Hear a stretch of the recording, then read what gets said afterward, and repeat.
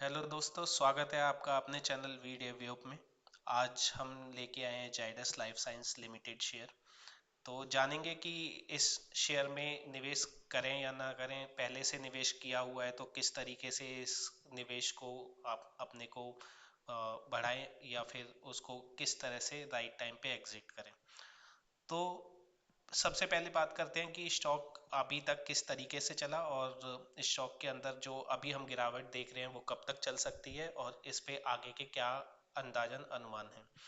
आप देख सकते हैं कि स्टॉक ने अक्टूबर 2023 से लेकर और अगस्त 2024 तक एक अच्छा खासा मूव दिखाया है। अगर हम इसको कैलकुलेट भी करके देखें तो it is around 133%, which is a good up move for any kind of pharmaceutical stocks। यहाँ से इस स्टॉक में गिरावट देखने को मिली है। तो गाइज, इस कैंडल पे पर्टिकुलरली इस महीने में कंपनी ने स्टेरिलिंग बायोटेक को एक्वायर किया 50% स्टैक पे। तो कंपनी ने इस महीने में एक हाई वैल्यू डील करी। उन्होंने स्टेरिलिंग बायोटेक के 50% शेयर्स को एक्वायर किया और ये बहुत ही हाई वैल्यूएशंस पे था। जितना कि 2019 में कंपनी का सेल प्राइस तय हुआ था उससे काफ़ी हाई वैल्यूएशन पे ये बाय किया गया, जिसके चलते जो ये गिरावट है ये हमें देखने को मिलती है। अगर इसके रिसेंट हाई से हम देखें तो जो इसने लो क्रिएट किया है वो अराउंड 29% की गिरावट है। और ये गिरावट इसने पिछले 4 से 5 महीने में कंटिन्यू रखी है और ज़्यादातर निवेशक इस लेवल पे ट्रैप है, जो कि एक फेयर वैल्यू गैप भी स्टॉक के लिए बनाता है। किसी भी स्टॉक को बाय करने से पहले उसके कंसोलिडेशन फेज के फिंगरप्रिंट रिट्रेसमेंट देखना जरूरी है, जैसे सर्टेन केसेस में हम पीओआई बोल देते हैं, जिसको हम डिमांड सपोर्ट जोन बोल देते हैं। There is several other aspects as well. Okay, so high level पे अगर चले तो कंटिन्यूस जो सप्लाई जोन क्रिएट किया है, ये एक सप्लाई जोन क्रिएट हो रहा है which will be a highest peak as well. उसके बाद हम देखें तो हर फेयर वैल्यू गैप एक जोन क्रिएट करता है जो इसका एक रेजिस्टेंस लेवल बन सकता है। And the third one is here. यहाँ पर भी आप अगर देखेंगे तो यहाँ पर भी एक गैप क्रिएट हुआ है। ओके, तो ये इसके बेसिक गैप है। अब यहाँ पर अगर हम बॉलिंजर बैंड भी लगा लें, अभी बॉलिंजर बैंड पे कैंडल रिसेंटली इसको ब्रीच करके नीचे की तरफ आई है। तो जब भी कैंडल बॉलिंजर बैंड को ब्रेक करती है तो हमें उस समय पे अपने स्टॉक को रेडार पे लेकर रख लेना है। ओके, और बॉलिंजर बैंड को ब्रेक करने के बाद में हमें ये देखना है कि कैंडल किस समय पे ओवरसोल्ड आरएसआई जोन पे जाती है। आपको बता दूं, ओवरसोल्ड आरएसआई जोन जो है वो 30 के नीचे होता है। तो हम देख सकते हैं कि 11 नवंबर को ही कैंडल ओवरसोल्ड जोन में चली गई। इस जोन के बाद में किस तरीके से काम करना होता है कि हमें ये देखना होता है कि ओवरसोल्ड के बाद में एक गुड रिटेंशन जोन पे आए, चार्ट एक गुड रिटेंशन दे, और वो रिटेंशन जोन होता है 50 to 60। ओके, सो अगर हम 60 को एक गुड रिटेंशन जोन मान लेते हैं तो यहाँ पर आरएसआई पे ये वो लेवल होगा, ये वो लेवल होगा जिसपे कि स्टॉक एक स्ट्रॉन्ग रिबाउंड करेगा। ओके, सो अभी के लिए ये स्टॉक एक बॉक्स फॉर्मेशन के लिए अंदर अटका हुआ है। और अगर हम इवन ये बॉक्स ड्रॉ भी करें तो इस बॉक्स के लेवल्स के ऊपर स्टॉक को बाय करना है और इस स्टॉक के सेल सिग्नल इस बॉक्स के नीचे प्लेस्ड होंगे। तो जैसे कि आप देख सकते हैं कि आरएसआई के लो हो जाने के बाद में एक अच्छा खासा रिट्रेसमेंट मिला है। और अगर हम एक टाइम फ्रेम के अकॉर्डिंग देखें भी तो ये रिट्रेसमेंट जो है वो 2 से 3 महीने का रिट्रेसमेंट है। It is around 3 months of retracement. तो 3 महीने अगर कोई स्टॉक इतना कंसोलिडेट कर रहा है तो ऐसी संभावना है कि ये स्टॉक बहुत जल्दी रिबाउंड करेगा।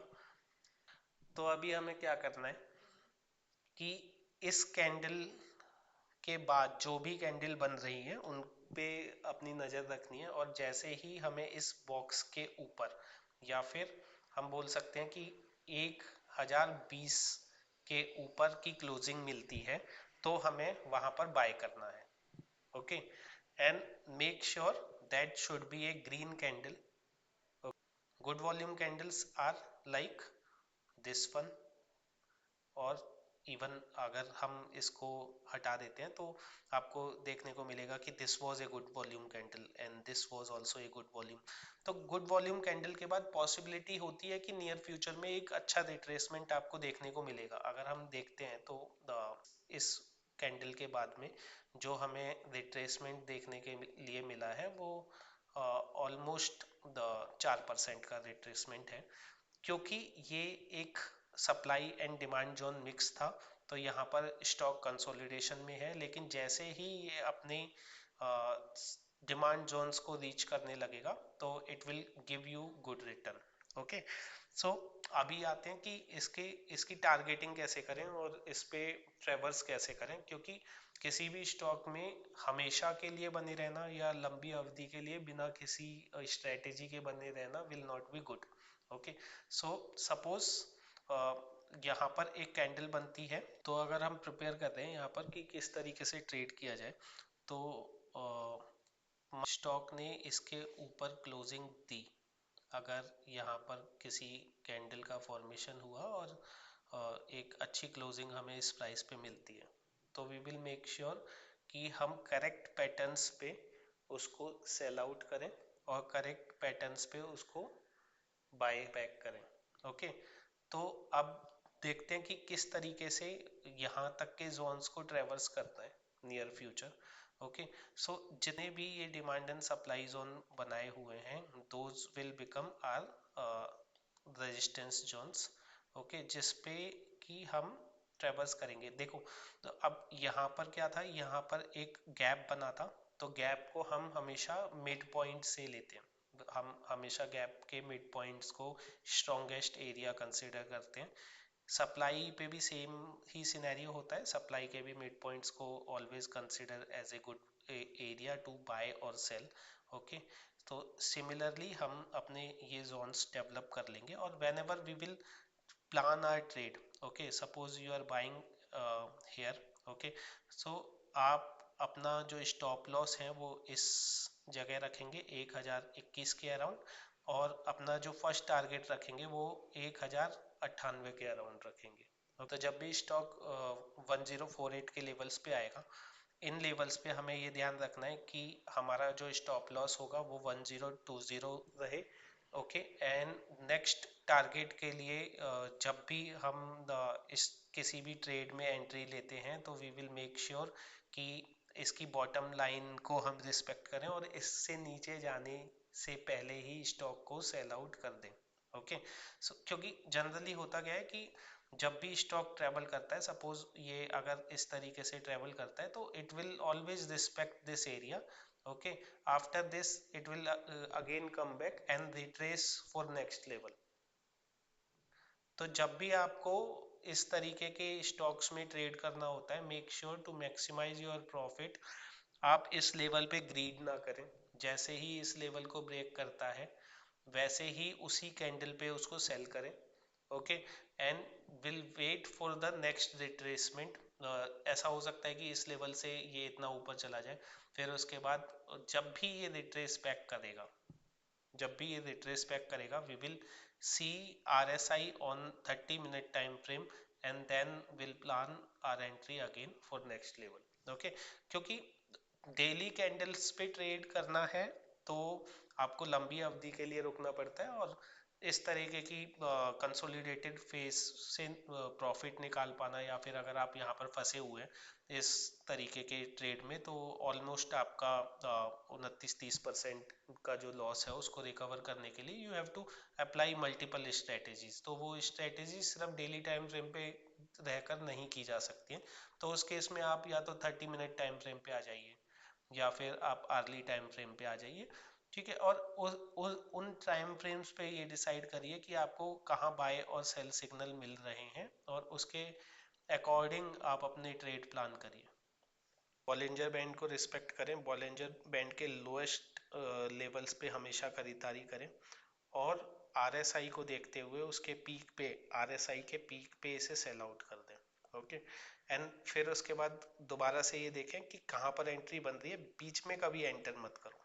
जब आरएसआई 50 पे है एंड अपवर्ड मूविंग है तभी एंट्री लेनी है ऐसे स्टॉक्स में, और जहां पर भी बॉलिंजर अप हिट हो रहा है वहां पर कॉशियस हो जाना है, because A down movement should come. Okay, हमेशा आप देखोगे यहाँ भी आया, यहाँ भी आया, यहाँ भी आया, whenever Bollinger is hitting high then near future ये स्टॉक नीचे जाएगा। ओके, तो आपको बॉलिंजर बैंड को देखते हुए ही यहाँ पर अभी ट्रेड लेना है। Currently this is the right time to buy on my prospective, क्योंकि स्टॉक ने डेली में काफी अच्छा कंसोलिडेशन किया है, वीकली में भी स्टॉक एक अच्छा मूव दिखा रहा है। उम्मीद करता हूँ कि आपको ये वीडियो पसंद आई होगी। आप अपने डाउट एंड कमेंट हमें कमेंट बॉक्स में लिखिए। अगर आप हमारे चैनल से जुड़ना चाहते हैं तो लाइक एंड सब्सक्राइब करें। आप हमारे लाइव ट्रेडिंग सेटअप के लिए हमारे ट्रेडिंग व्यू पेज पे भी जुड़ सकते हैं।